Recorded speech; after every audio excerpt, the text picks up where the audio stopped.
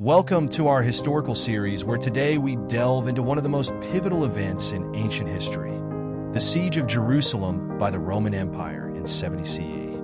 This siege was a decisive moment in the First Jewish-Roman War, a conflict that not only reshaped the ancient city of Jerusalem, but also had far-reaching consequences for the Jewish people and the wider world.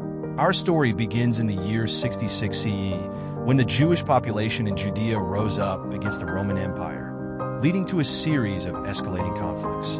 By 70 CE, the Roman legions, led by the future Emperor Titus, surrounded Jerusalem, ready to quash the rebellion once and for all. The city was heavily fortified, with several layers of walls protecting it, and the defenders were determined to resist the Roman siege.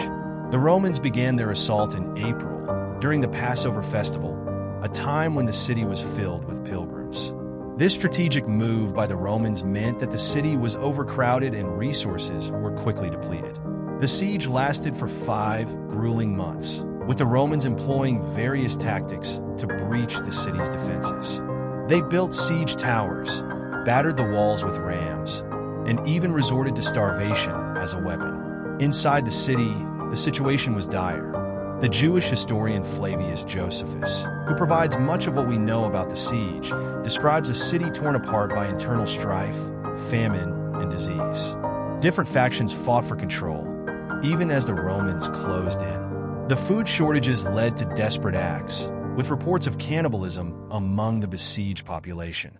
Finally, on the 30th of August, the Romans breached the third wall, the last line of defense. They set fire to the Second Temple, a devastating blow to the Jewish people, for whom the temple was the center of religious life. The Romans slaughtered thousands and enslaved many more. The city was razed, leaving only the western wall standing, a remnant of the ancient temple that still stands today as a place of prayer and pilgrimage. The fall of Jerusalem was not just the end of a siege, it marked the end of an era. The destruction of the Second Temple necessitated a transformation of Jewish practice. With the center of worship gone, the focus shifted to Torah study and synagogue services. This period saw the rise of Rabbinic Judaism, which has shaped Jewish life for centuries since. The aftermath of the siege also saw the treasures of the temple displayed in a triumphal parade in Rome, immortalized in the Arch of Titus.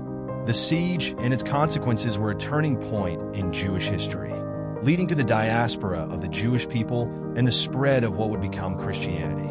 In this episode, we've explored the historical and cultural impact of the Siege of Jerusalem. It's a story of courage and tragedy, of a city and a people forever changed.